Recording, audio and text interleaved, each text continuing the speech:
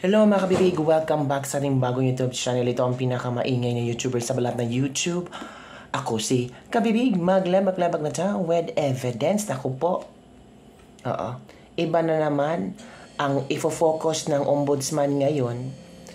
Ang instruction ni Ombudsman Boyeng Rimulya kay DPWH Vic na imbestigahan daw yung corporation na pagmamayari ng ama ni Bongo at kapatid ni Bongo.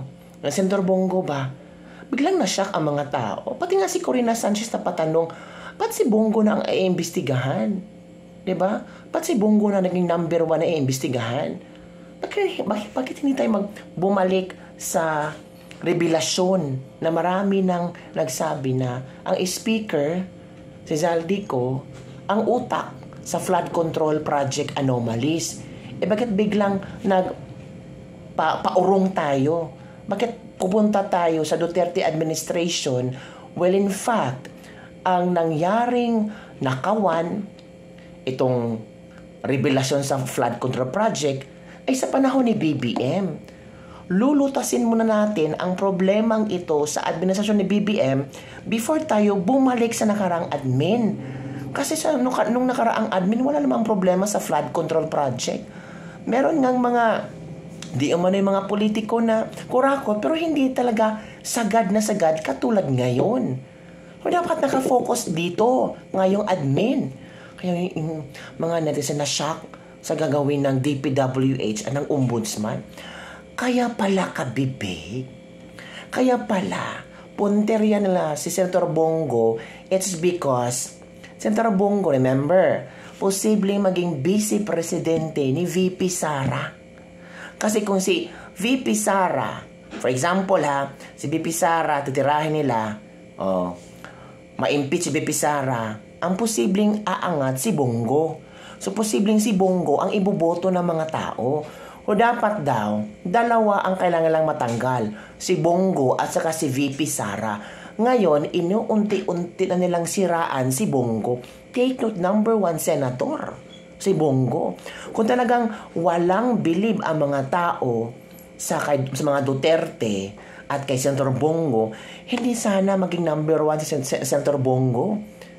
At si Bato, hindi sana maging number 3. Diba kabibig? So ngayon, uunahin nila si Bongo, tapos i-connect kay Sara. Pero sabi ni Bibi Sara, wala silang makukonect sa akin na flood control project at insertions. Kasi wala naman akong insertions So ngayon, tirada nila si Bongo.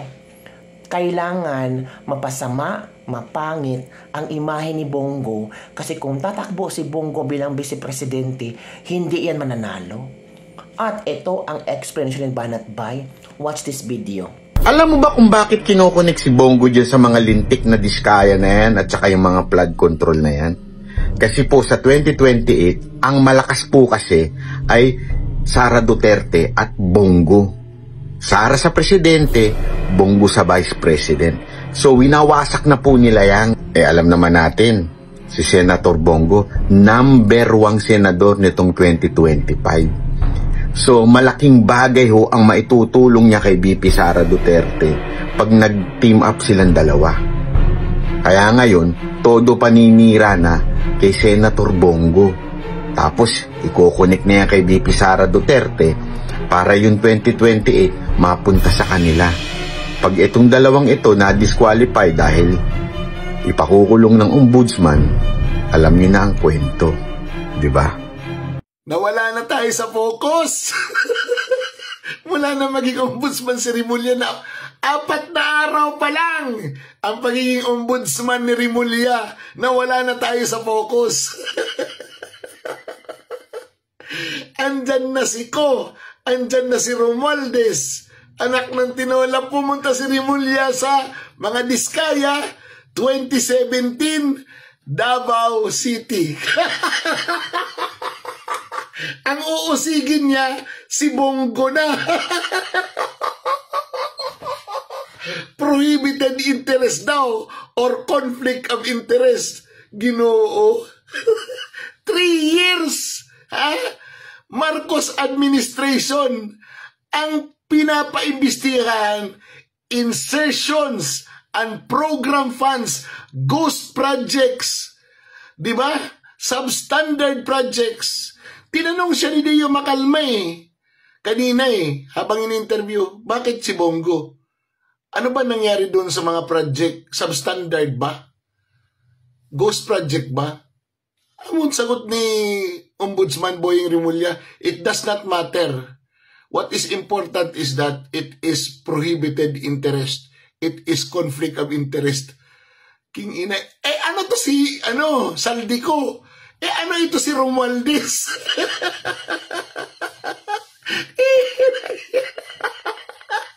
Halatado na kayo masyado, hoy! Ano naman nangyayari? Alam nyo, kung yung mga vloggers nila ipagtatanggol yung ganyan na pag-iisip, alam nyo, isipin nyo na lang ito, ha?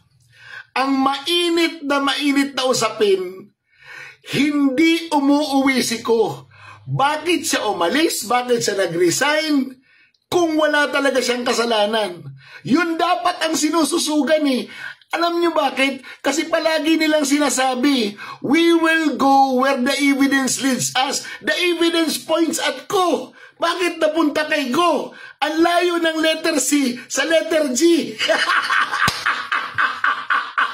Sa bagay, magkatunog sila, mga gago. Sayang ang bayot! Tumbukin niyo yung mastermind. Sino po yung mga nasa likod nito? Nag-aantay ang Pilipino. I am one with the Filipino people in this crusade against corruption. Huwag ho tayong pumayag na ilihis po ang katotohanan. Kawawa yung Pilipino. Magsabi kayo ng totoo. Tumbukin po natin yung talagang mastermind. Papunta na Papunta na doon sa mastermind Sa ICI, alam nyo sino yung mga mastermind. Tumbukin nyo po. Sa DPWH, sa Ombudsman, tumbukin nyo yung mastermind. Sino po yung mga nasa likod nito? Nag-aantay po kami. Nag-aantay ang Pilipino na meron pong mapanagot. Umaatras na ngayon. Paatras na ng paatras. Huwag na tayong paikot-ikot pa. Huwag natin ilihis ang katotohanan. Huwag niyo po lokohin ang Pilipino. Tumbukin po natin ang dapat tumbukin. Hindi ko po kontrolado ang negosyo ng sino mang kamag-anak ko. Ilang beses na po ako naging issue ito. 2018, bago mag-eleksyon, naging issue. Bago mag-eleksyon ng 2022, hindi naman ako tumakbo, naging issue ng 2021. Bago nag-eleksyon, 2025, kinasuhan ako ng 2024. Mapigilan mo bang may negosyo sila? May mga negosyo po, kahit sino sa atin, may mga negosyo po ang pamilya natin. Wala pa ako sa mundong ito, may negosyo na po ang pamilya ko. Ang tanong po dyan, nakialam ba ako, binigyan ko ba ng pabor ang aking kamag-anak? Hindi. Nakinabang ba ako sa negosyo nila? Hindi. Because I observe delikadesa. At hindi ko po babaguhin yang aking prinsipyo, yung delikadesa po. Kung may kasalanan sila, hindi ko naman mabigyan ng negosyo, kung anong mga negosyo pinasukan nila, uso po yung name dropping. Kahit sino nun, ilang beses ko nang sinabi rito sa hearing, pag ginamit yung pangalan namin ni former President Duterte, consider it denied. Kasi marami pong mga nag-name drop, nakakilala, magpa-picture na ganito. Walang katapusan po yan na issue. Habang nandito po kami sa gobyerno, walang katapusang issue po yan na gagawin sa amin. Kaya ako, inunahan ko na lang po. Meron silang nagsasabi na may magpa-file na naman next week ng kaso, katulad nung kinaso last year, kaso against itong sa pamilya ko na naman. Mapili ko ba yung kamag-anak ko? Kung pwede lang pumili ng kamag-anak, papalitan ko yung kamag-anak ko. Makapili ba tayo ng kamag-anak? Siguro hindi po titigil ito unless na lang palitan ko yung kamag-anak ko. Or, kunin ng Panginoon yung kamag-anak ko, yung tatay ko. Hindi po ako papayag na manghihimasok po sila sa trabaho ko. Ako po ay isang senador, Hindi po ako negosyante, hindi po ako kontraktor. Tatrabaho lang po ako para sa Pilipino. Ngunit ang issue po rito ngayon ay sana po huwag malihis po yung katotohanan. Magulo po yan pag ililihis nila yung katotohanan. Nag-aantay po ang sambayan ng Pilipino. Hindi ko kilala yung Diskaya at let me repeat, hindi po ako nakikipag-usap ng any government contracts o government transaction. O di ba kabibig? Posible rin, di ba? Merong nag-circulate ngayon na survey ratings mga kabibig pa, awareness and performance ratings of selected senators. Meron ito yan kabibig yan. Trending ito at pinag-uusapan ng maraming netizen. At yung iba sabi, hala, kaya pala si Bongo ang kanilang pinupuntirya ngayon kasi si Bongo ang may pinakamataas na approval rating. 76%. I don't know kung totoo man ito or hindi, pero kalat na kalat ang survey rating na ito, awareness and performance ratings of selected senators from September 27 to 30, 2025. Francis Escudero, 39 ang approval, disapproved 30. Kay Bongo, 76 ang approval, ang taas, 76% approval. Undecided 15, 9 ang disapproval. Kay Tulfo dito, 71. Rafael Tulfo, 71. Si Alan Peter Cayetano, 65 ang approval rating ha. Tapos si Bam Aquino, 64. Si Rodante Marcoleta, 63. Ito yung top 1, 2, 3, 4, top 5 na mataas ang kanilang approval rating. Loren Legarda, 61. Pia Cayetano, 59. Panfilo Lacson, 56. O, tinan nyo. Amy Marcos, 54. Tito Soto, 52. Juan Miguel Zubirif, 60. Sherwin Gatchalian, 49. Bumaba. Risa Hontiveros, your favorite, 46 lang. Ito yung patatakbuhing presidente ni Trillanes at ni De Lima. Sabi pa ni De Lima, sana mas dumami pang Risa Hontiveros sa gobyerno natin. Ito 46% lang ang approval rating. Kumpara kay Bongo, 76. Tapos De Lima is trying to say na sana mas madami pang Risa Hontiveros sa gobyerno. Tapos si Trilling sabi pa niya, si Risa Hontiveros ang pinaka-bet at pinaka-matatag na pwedeng panglaban kay Sara. 46%. Francis Pangilinan, 43. Joel Villanueva, 34. Jinggoy Estrada, 22. Escudero, 39. So, among all, ang number 1 kasi Bongo. O, tingnan nyo. Natural atakihin nila number 9. Sino dito ang may pinaka-mababang disapproval? Si Jinggoy Estrada, 52. Kay Risa, 28. Ang taas. Di ba mga kabibig? Tingnan nyo yung kabibig.